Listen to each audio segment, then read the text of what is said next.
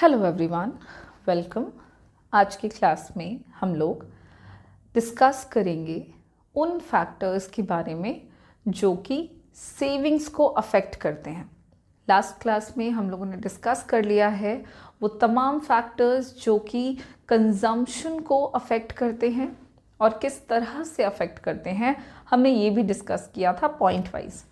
आज के क्लास का टॉपिक सिमिलर है, बस कंजम्पशन की जगह पे हम सेविंग्स को डिस्कस करेंगे और देखेंगे कि सेविंग को अफेक्ट करने वाले कौन कौन से फैक्टर्स होते हैं और वो किस तरह से रेट ऑफ सेविंग्स को डिटरमाइन करने में हेल्प करते हैं। तो चलिए शुरू करते हैं आज की क्लास को, जहाँ पे हम डिस्कस करेंगे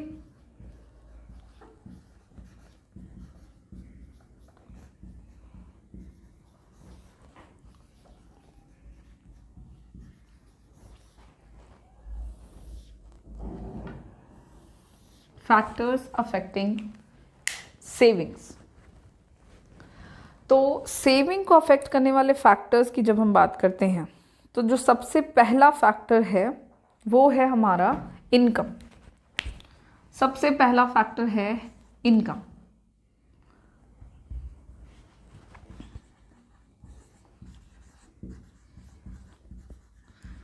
इनकम सेविंग्स को डिटरमाइन करने में हेल्प करता है। किस तरह से हेल्प करता है ये देखो, तो इनकम और सेविंग्स के बीच में डायरेक्ट रिलेशनशिप होता है।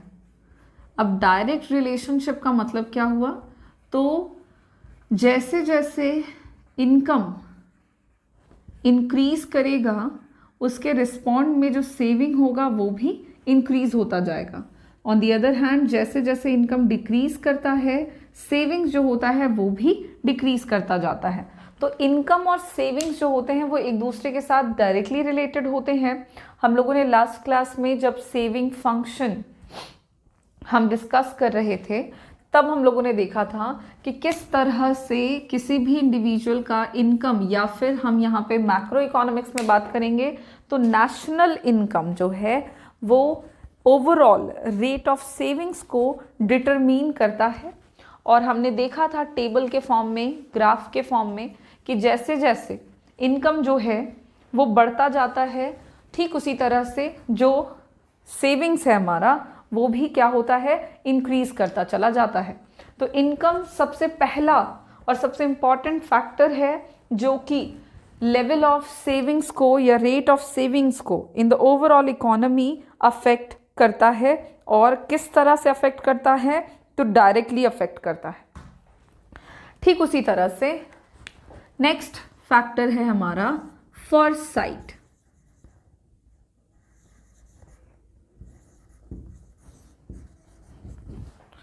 अगर हम फॉरसाइट की बात करते हैं तो फॉरसाइट जो है वो हो जाएगा हमारा क्या, तो फॉरसाइट का मतलब हुआ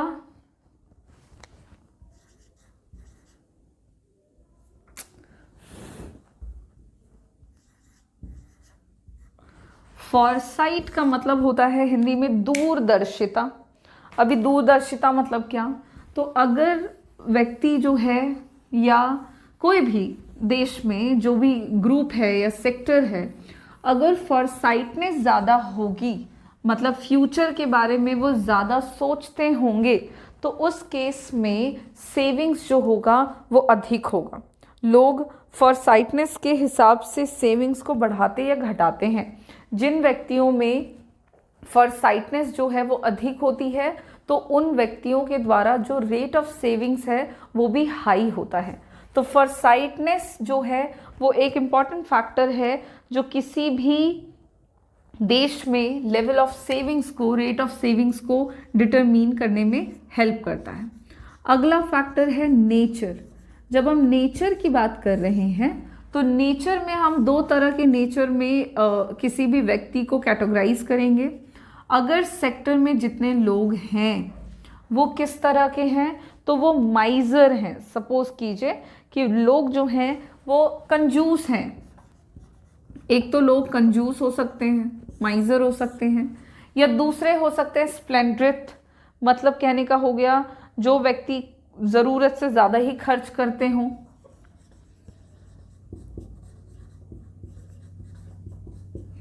तो अगर इस तरह के लोग हैं जो कि खर्चा अधिक कर रहे हैं, और दूसरी तरफ कुछ ऐसे लोग हैं जो नेचर वाइज कंजूस हैं, जो खर्चा कम करते हैं, तो इन दोनों ही केसेस में सेविंग्स जो है वो अफेक्टेड होती है।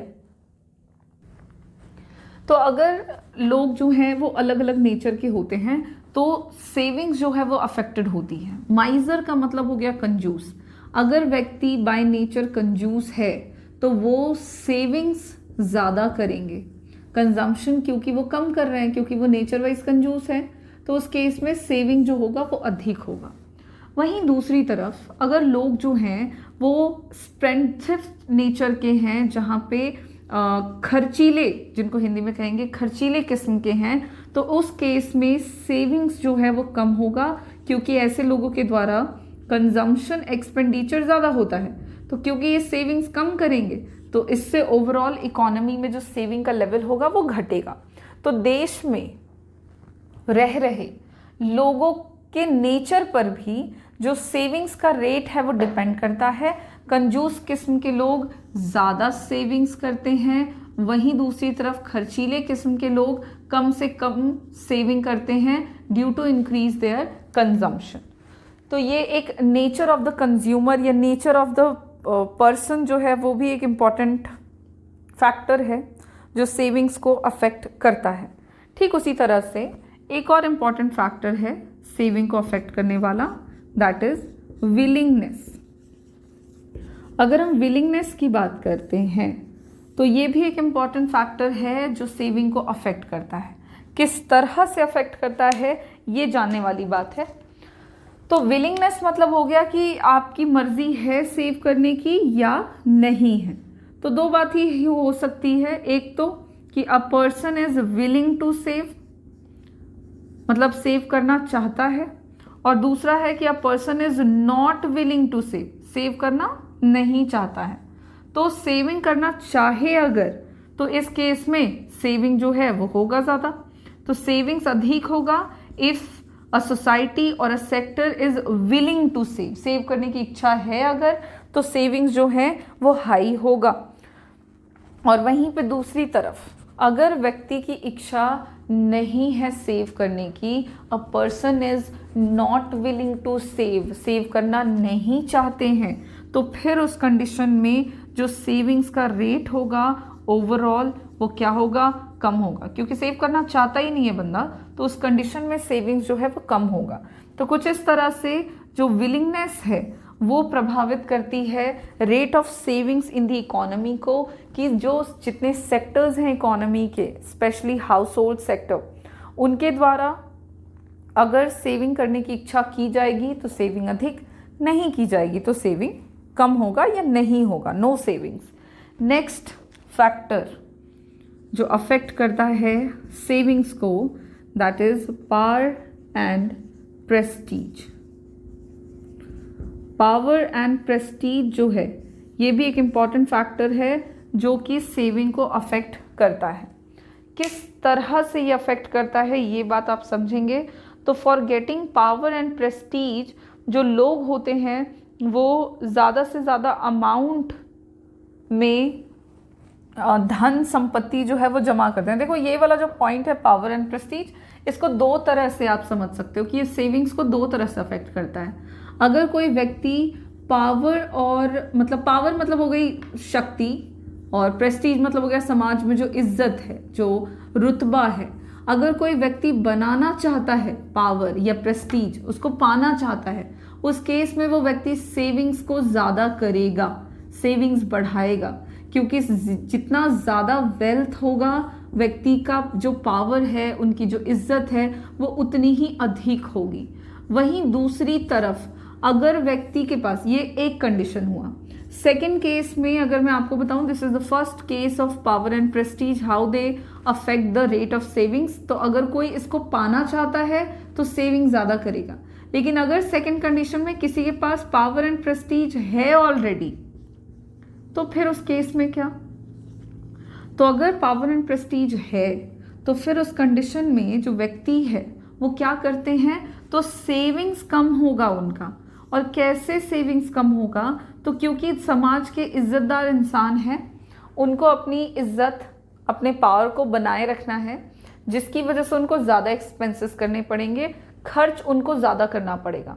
तो क्योंकि खर्चा ज़्यादा करना पड़ेगा, इस केस में उनका सेविंग कम होगा। तो दो कंडीशंस हो सकते हैं पावर एंड प्रेस्टीज के। If a man is wants to or willing to take power, और ये कह सकते हो कि if a man possesses power and prestige, तो उस केस में खर्चा ज़्यादा होने की वजह से सेविंग्स कम होगा। और अगर कोई व्यक्ति पावर एंड प्रेस्टीज बढ़ाना चाहता है, बनाना चाहता है, तो उस कंडीशन में क्या होगा कि सेविंग्स जो होंगे वो कम से कम होंगे, अधिक से अधिक होंगे, क्योंकि धन संपत्ति जिसके पास जितनी अधिक होती है, उनकी इज्जत और उनकी शक्ति जो है वो लोगों में उतनी ही ज़्यादा देखने को मिलती है। और इसी के साथ ये कुछ फैक्टर्स हैं जो कि सेविंग्स को अफेक्ट करते हैं कुछ इस तरह से। तो हम लोगों ने देख लिया सेविंग्स को अफेक्ट करने वाले तमाम फैक्टर्स। लास्ट क्लास में कंजम्पशन को अफेक्ट करने वाले हमने सारे फैक्टर्स डिस्कस किए थे, और आज की क्लास में सेविंग्स हो चुका है हमारा। और यहीं पे मैं आपको साथ साथ में